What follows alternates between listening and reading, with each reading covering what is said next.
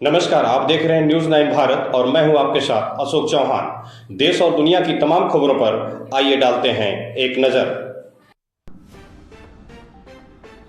आजमगढ़ के दीवानी न्यायालय परिसर में मंगलवार की अपराह्न उस समय हंगामा हो गया जब आजमगढ़ के सांसद दिनेश साल यादव निरहुआ अपने तय कार्यक्रम के अनुसार दीवानी न्यायालय बार सभागार में विधि प्रकोष्ठ सम्मेलन में शामिल होने के लिए पहुंचे।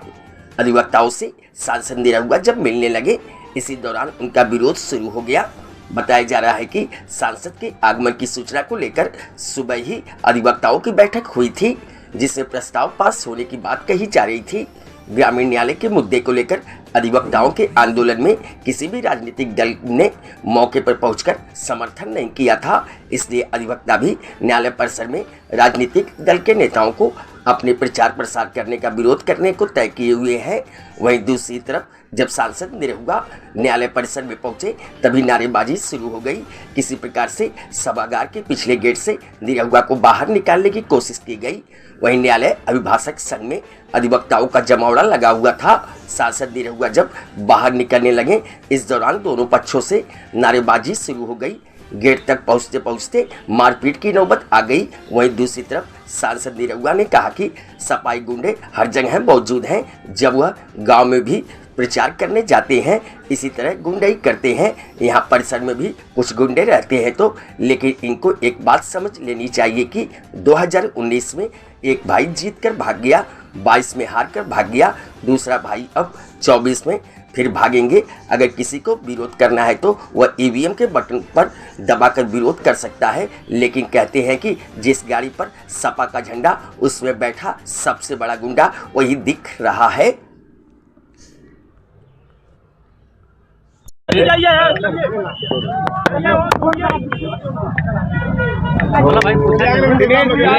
में आप आए थे, लगातार अधिवक्ताओं ने विरोध प्रदर्शन किया है, क्या कहेंगे? नहीं, वो अधिवक्ताओं ने तो बुलाया, वो कर रहे हैं जो सफाई है, कुछ उनका आपस का विरोध है। और सबसे बड़ी बात यह है कि अगर किसी का विरोध करना होता है तो उसको मौका आता है चुनाव में और वो अपना विरोध दर्ज किया जाता है बटन दबा के। और लेकिन समाजवादी पार्टी के बारे में जितना दुनिया जानती है कि जिस गाड़ी पे सपा का झंडा, उसके अंदर मिलेगा गुंडा। तो भाई कुछ वो गुंडे यहाँ भी हैं और वो अपना जो है रंग तो दिखाएंगे जहाँ रहेंगे। जैसे मैं किसी सपा के गढ़ में गांव में जाता हूँ तो वहाँ भी ऐसा करते हैं, पर उनको पता नहीं है कि ये कितना भी जोर लगाएंगे, इनका भगोड़ा नेता आजमगढ़ में टिक नहीं पाएगा। 19 में एक भाई जीत के भाग गया, 22 में दूसरा हार के भाग गया।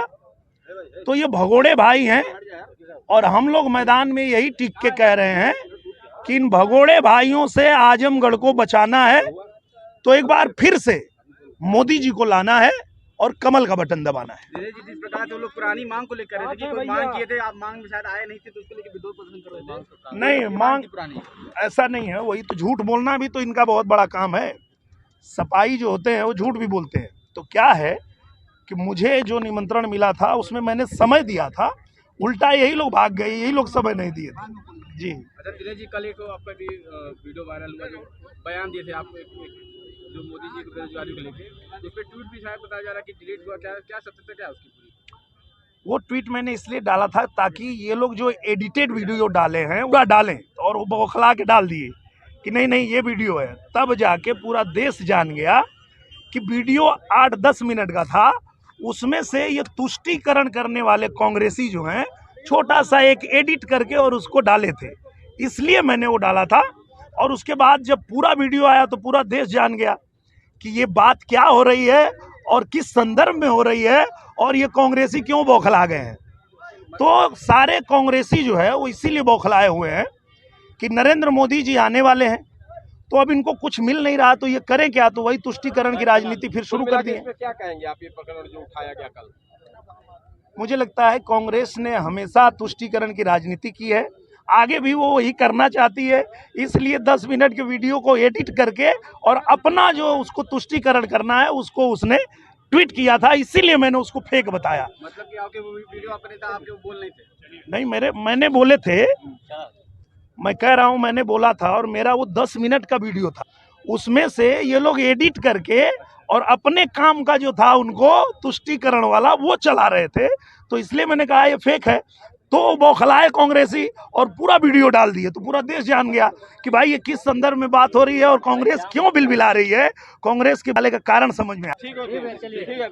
Thank you. आज सांसद यहाँ आए थे और यहाँ विरोध हुआ है, क्यों हुआ है, क्या कारण है? मैं यहाँ का वर्तमान ज्वाइंट सेक्रेटरी हूँ। क्या नाम है? शशिकांत पांडे प्रथम पे।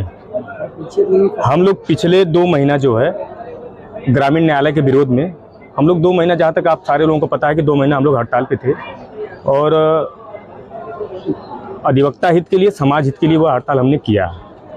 और हम लोग शहर का भ्रमण भी किया, रोड पे भी बैठे, जहाँ तक जिस तरह ग्रामीण न्यायालय का विरोध हो सका हमने उसका, हम लोगों ने मिलकर सारे अधिवक्ता बंधु अपने अध्यक्ष और मंत्री जी के सानिध्य में हम लोगों ने विरोध किया। और इस जनपद में पक्ष और विपक्ष का एक भी नेता हम लोगों के सुख और दुख में हम लोग से मिलने नहीं आया, न हाल चाल पूछने आया कि वकील साहब क्या परेशानी है, क्या स्थिति है, आप लोगों की क्या मांगे हैं, आप लोग क्यों हड़ताल पे हैं। एक मानवता के नाते अगर वह व्यक्ति चल के आया होता तब भी हम लोग को तसल्ली होती कि चलिए हमारे जनपद का वर्तमान सांसद या जनपद का वर्तमान विधायक या पक्ष विपक्ष एक भी हम लोग के सुख दुख में आके हम लोगों के कंधे से कंधा मिला के या आश्वासन देता तो हम लोग को खुशी मिलती कि चलिए कम से कम आए और हम लोग का साथ दे रहे हैं। लेकिन हम लोग इतना आहत हुए, इतना उसमें 2 महीने मीटिंग हड़ताल किए और इतना सारे अधिवक्ता बंधु आहत हुए, उसका परिणाम हम लोग को कुछ मिला नहीं। और ये फिर हम सारे अधिवक्ता बंधु हमारे बार की तरफ से वहाँ मीटिंग हुई तो यह कहा गया कि अगर इलेक्शन आता है तो इलेक्शन में अगर कोई भी जनप्रतिनिधि आ रहा है तो उनको हम लोग जो विरोध करेंगे और इस न्यायालय में जो है उनको मना कर दिया जाए कि आप विनम्रता से, शालीनता से आप बाहर जाके प्रचार करिए, अधिवक्ताओं के बीच में आपकी कोई बहुत आवश्यकता नहीं है। तो जहाँ तक मुझको जानकारी है, सुबह जो है मीटिंग हुई थी तो उस मीटिंग में यह हमारे मंत्री जी द्वारा कहा गया था कि शायद जो है इस तरह की मीटिंग को मना कर दिया गया था, जहाँ तक मुझको जानकारी है। और विधिक रूप से क्या व्यवस्था आई है, कैसे लोग लेके आए, इसकी जानकारी हमको नहीं है। वो तो हमारे अब अध्यक्ष जी और मंत्री जी ही बताएंगे कि आदेश दिया गया था या कैसे क्या व्यवस्था थी। फिर भी कोई दिक्कत नहीं है भाई, न्यायालय है, सबका न्यायालय, किसी को हम लोग को रोकने का राइट अधिकार नहीं है, यह स्वतंत्रता का अधिकार है, स्वतंत्र जगह है, कोई दिक्कत नहीं है, ठीक आए, उनका सम्मान है। लेकिन अब कुछ लोगों ने अपना विरोध व्यक्त किया है, विरोध व्यक्त करने का कोई व्यक्तिगत इशू नहीं है, बस ये था कि ग्रामीण अदालत को लेकर अधिवक्ता बंधु बहुत आहत थे, उसी की नाराजगी थी, उसी की नाराजगी के लेकर थोड़ा सा अपना जो है अधिवक्ता बंधुओं ने उनका विरोध कर दिया है। तो न्यायालय में पार्टी का नारा लगाना ये कहाँ तक? हाँ, ये भी एक चीज है कि न्यायालय में भी जातिगत समीकरण से, पार्टी लेवल से तो नारा जो लोग लगाए वो भी गलत है।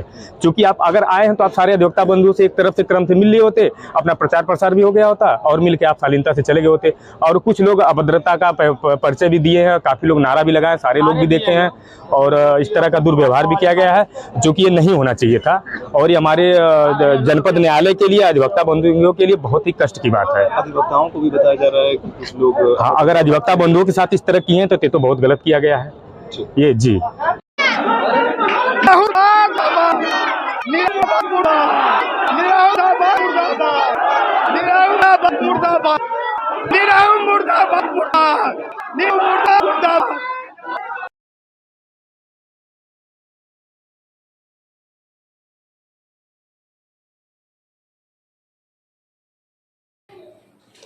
यहाँ खबरों का सिलसिला कभी नहीं थमता, सिर्फ और सिर्फ बने रहिए न्यूज़ 9 भारत पर। अब चाहूंगा इजाजत, नमस्कार।